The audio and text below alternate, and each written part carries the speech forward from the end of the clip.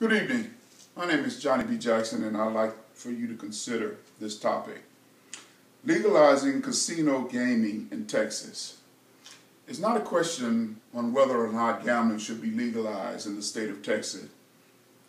It has already, as evidenced by the Texas lottery, scratch-offs, and pari-mutuel betting on horses and dog races in the state of Texas. It's not a question on whether or not it's a moral undercurrent that is threatening to sweep society to destinations deemed ungodly or degenerate or destructive. It has not, as church and state still exist and benefit by tax-exempt status and tax revenues. And both church and state are now beginning to recognize the futility in trying to legislate morality. Yet right-wing and traditionalists belt out outdated cries for a return to pre-lottery days. And they promote fear as to the community may suffer or will suffer if gambling is to continue. However, the most logical and responsible answer would be one in support of expansion. Legalizing casino gaming in Texas would not diminish resident life. Such an action would contribute to improving the economics and quality of life for communities within the state.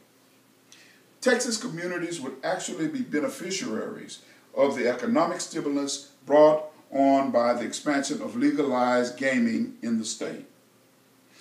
Arthur Anderson, in his macro study, stated in the year 2002, the commercial casino industry provided more than 350,000 jobs in the United States, with wages and benefits totaling $11 billion.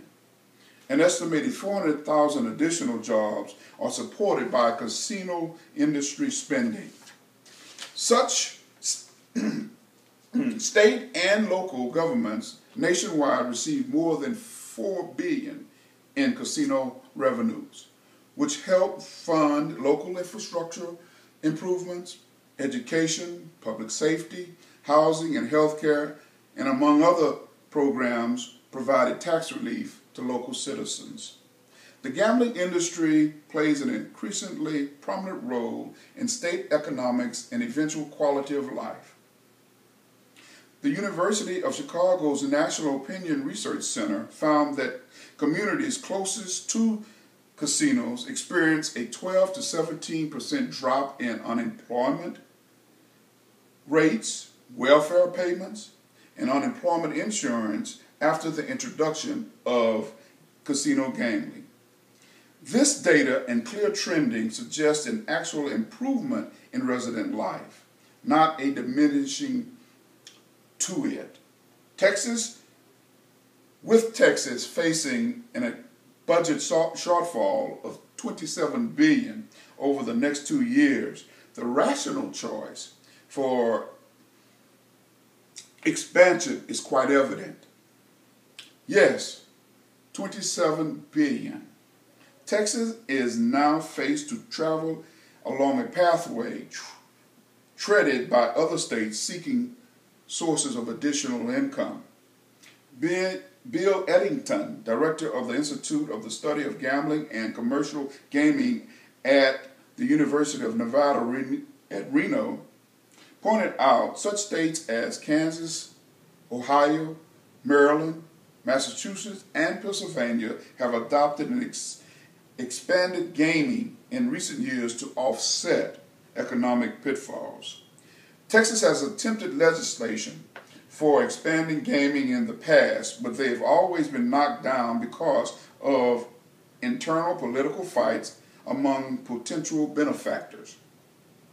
That said, the environment is arguably better now for legislation of gambling because states in general are in much more desperate financial states. As part of the proposed legislation, the Texas Gaming Association will offer a limited number of resort-type casinos. Anywhere from 4 to 8 casinos are outlined in the bill. Destinations are likely to include highly populated cities such as Dallas and Houston, and beachfront areas like South Padre Island or Galveston. The tax revenue projections brought in by such casinos would reach as high as $4.5 billion. Texas and its communities need additional sources of income to help meet today's and future infrastructure and cost of living challenges. Casino gambling expansion clearly provides valuable and logical economic sources. The economic statistics and indicators force a compelling, if not overwhelming, proposition for casino gambling expansion. However, those in opposition counter that expansion would bring about an increase in social costs to the state and communities in close proximity to proposed gaming sites. The opposition chooses to offer up arbitrary figures or clouded data regarding gaming's effects on community concerns such as pathological gaming, the treatment of the poor and elderly, and level of street crime enforcement. Indeed, Texans should be concerned about these social issues, but we need precise and concise data to make an informed decision. Opponents to casino gambling offer a fear the number of pathological gamblers will increase if casinos open in a community. However, a significant body of respected research indicate that the number of individuals with gambling disorders does not increase. Actual findings from the Commission on the review of the national policy toward gambling and National Opinion Research Center show that despite the dramatic expansion of gaming across the country in recent years, the prevalence rate of pathological gambling has remained relatively unchanged. Pathological gambling prevalence was at a rate at 0.77% in 1976. Two decades later, the prevalence rate has been estimated at a 0.66%. This does not indicate a worsening of the problem. In fact, it indicates a downward trend. Perhaps the most effective argument of those opposing expansion is to raise concerns whether the level of street crime would increase if casino gambling legalization passes. The opponent's main story is to appeal to emotion by using the popular myth of gambling establishment give rise to crime as well as other undesirable vices. The increase in street crime would mean additional costs for law enforcement and threatens loss of life or property. However, actual formal study results prove contrary to the myth. In the year 2000, the Public Sector Gaming Study Commission reached similar conclusion, finding no link between gambling, particularly casino-style gambling, and crime. In fact, the year 2000 report recognized that casinos are more of a crime deterrent than an instigator. According to the report, the security on the premises of gambling facilities, the multiple layers of regulatory control, and the economic and social benefits that gambling seems to offer to communities are effective deterrents to criminal activity. Texans tend to be fiscally conservative, but relatively moderate when it comes to many social issues.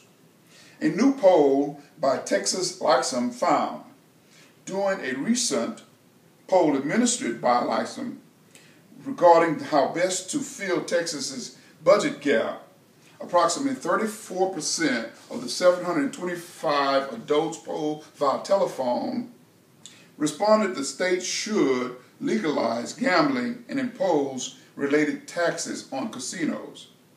This small sampling suggests legislation to legalize casino gaming will not pass this year. If so, Texas would have once again let a golden opportunity pass to infuse a source that would not diminish resident life, but would actually contribute to improving the economics and quality of life for communities within the state. Legalize the expansion of casino gambling.